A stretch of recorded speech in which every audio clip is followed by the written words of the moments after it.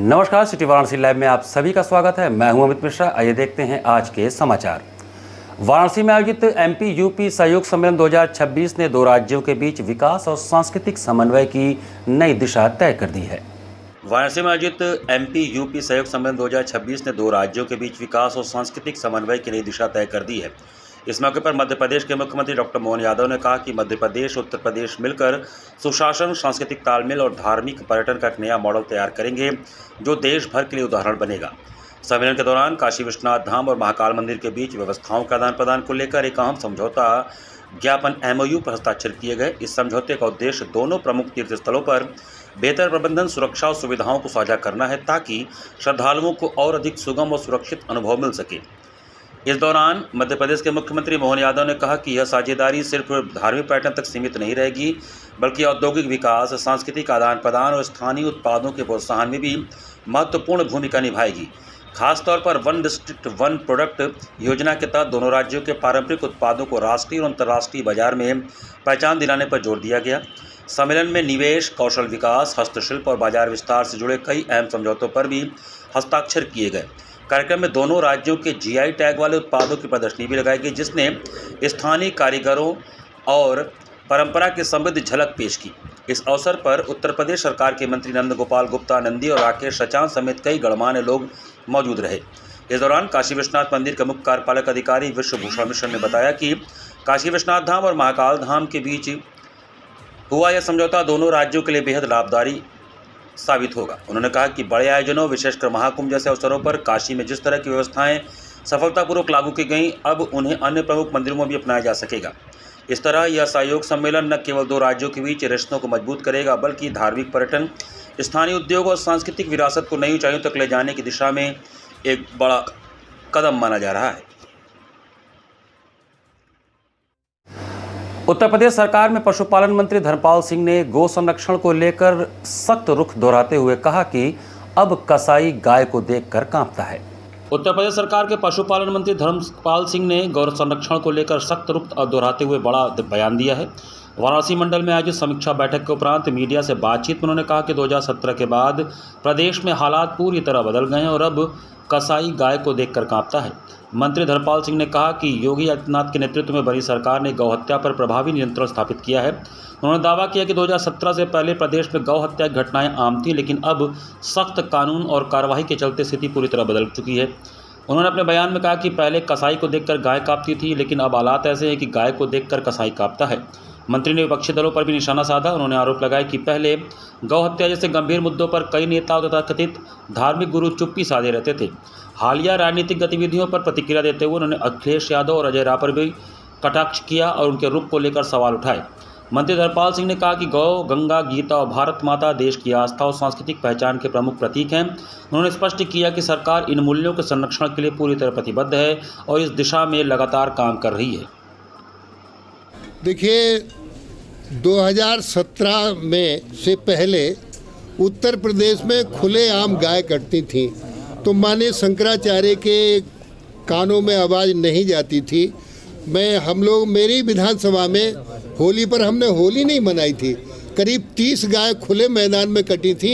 हमने व्रत भी किया था और हमने आवाज़ लगाई थी, कटती गौएं करे पुकार, बंद करो ये अत्याचार। तब स्वामी अविमुक्तेश्वरानंद के कानों में आवाज़ नहीं पड़ी।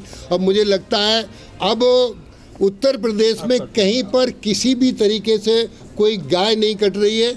और अब पहले 2017 की सरकार में, समाजवादी पार्टी की सरकार में, योगी सरकार में इतना अंतर है।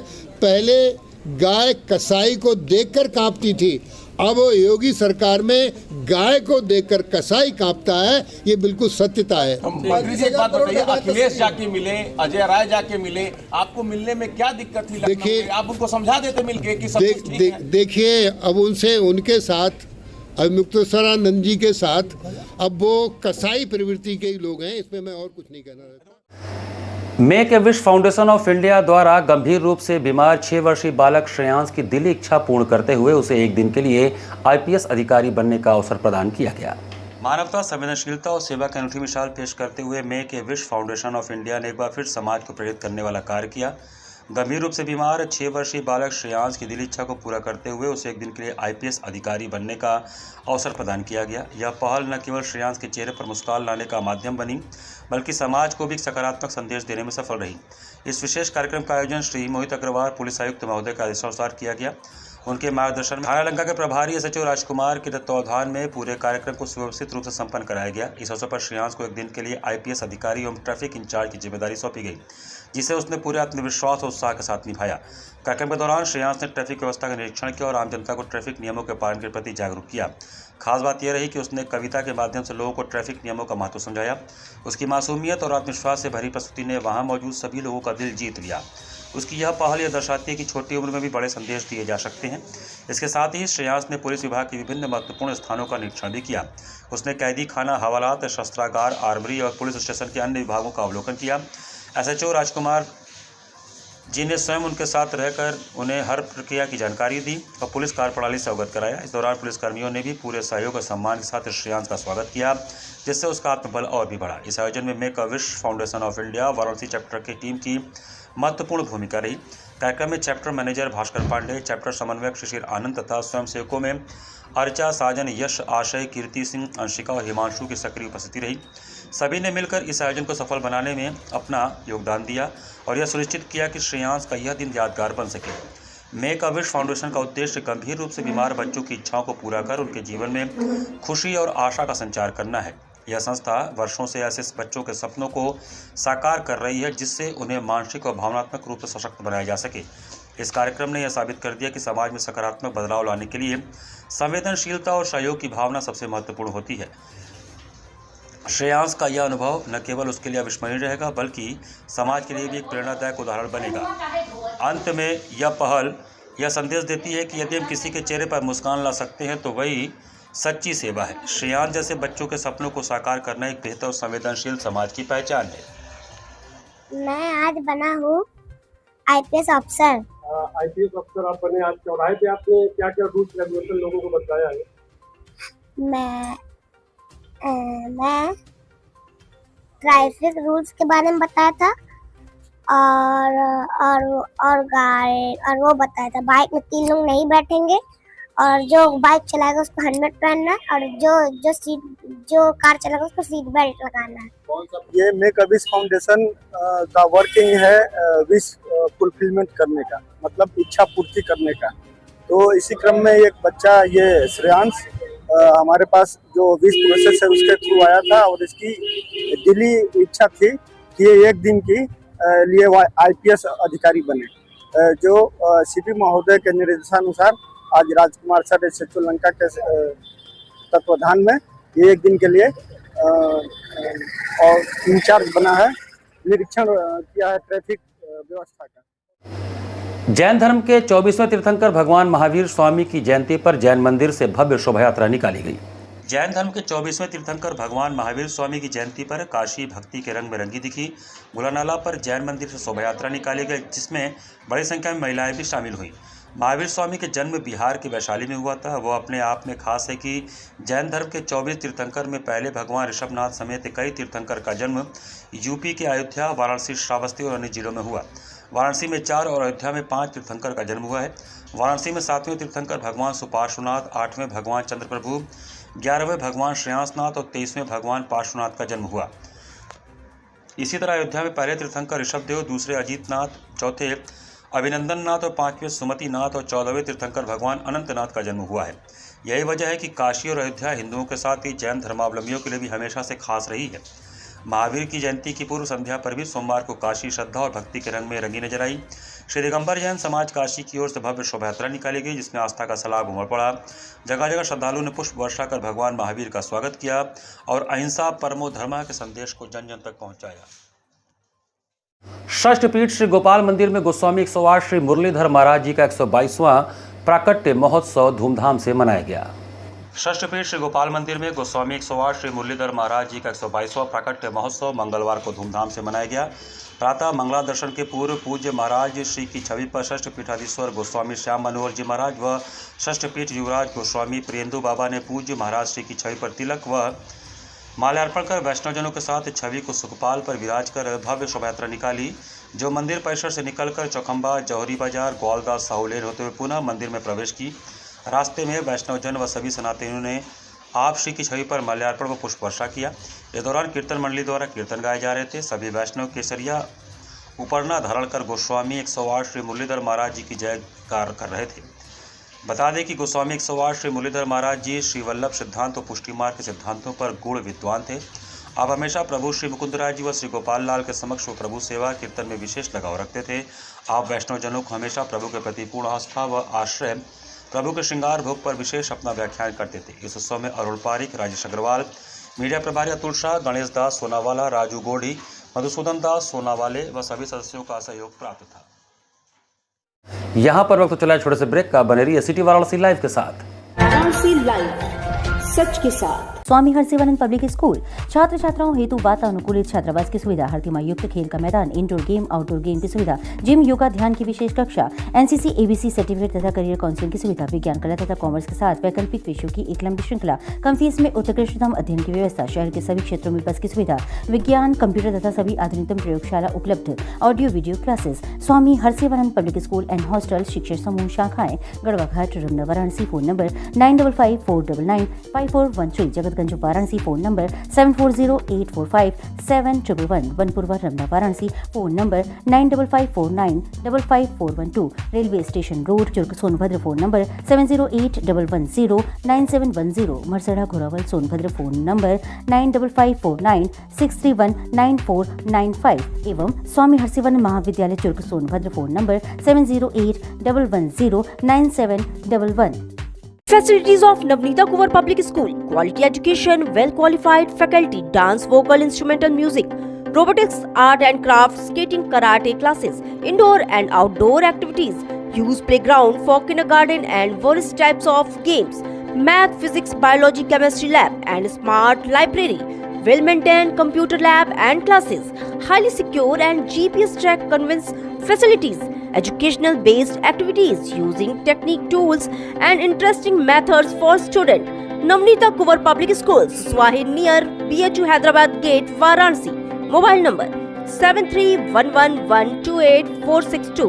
Navneeta Kuwar Public School. A bright future starts with the right education. JPM English School, based on CBSE pattern. Admission open from pre-nursery to class 8. We provide high quality education and expert guidance from experienced faculty. Spacious, calm and modern learning environment. A well-equipped computer lab. Modern science lab. Well-stocked library.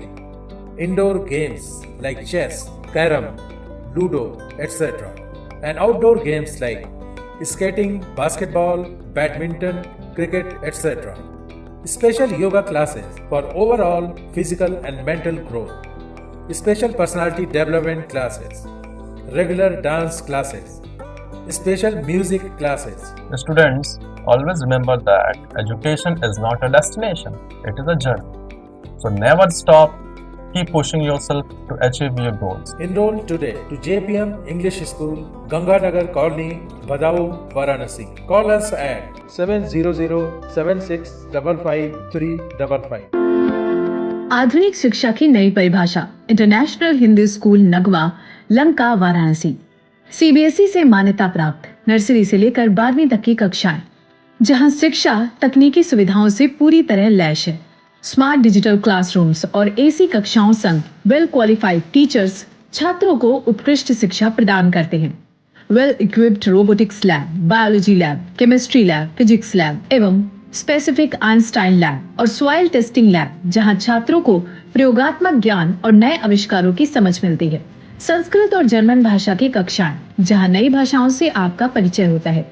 वहीं विशाल computer lab से तकनीकी शिक्षा का सही और सटीक मार्गदर्शन मिलता है। एक संस्थान जहां छात्रों के शारीरिक और मानसिक विकास के लिए योग, नृत्य और संगीत के बेहतरीन शिक्षण और प्रशिक्षण उपलब्ध है। इंडोर गेम्स और आउटडोर गेम्स छात्रों को मानसिक ताजगी और शारीरिक शक्ति प्रदान करते हैं। विशाल पुस्तकालय, अनुभवी और योग्य शिक्षक, जहां हर छात्र को मिलता है व्यक्तिगत ध्यान और मार्गदर्शन। हमारे पास है सुविधाजनक परिवहन व्यवस्था, ताकि आपके बच्चे स्कूल आसानी से पहुंच सके। इंटरनेशनल हिंदी स्कूल में अपने बच्चों को बेहतर भविष्य की दिशा दिखाएं। The institution directed and controlled from USA. Give me your children. We will work very hard and turn them into responsible, hard-working and bright citizens of India. That's what India needs. Break के बाद आपका स्वागत है। श्री राम तारक कांधा आश्रम में पिछले 12 दिनों से चल रहे श्री राम साम्राज्य पट्टाभिषेकम महोत्सव का शोभा यात्रा के साथ समापन हुआ। मानसरोवर स्थित श्री राम तारक कांधा आश्रम में विगत 12 दिनों से चल रहे श्री राम साम्राज्य पट्टाभिषेकम महोत्सव सोमवार को शोभा यात्रा के साथ समाप्त हुआ।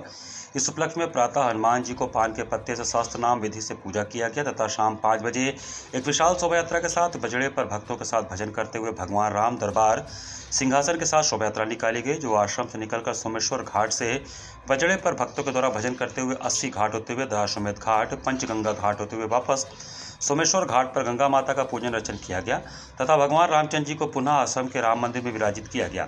साथ में भक्तों ने जय श्री राम के नारे लगाए।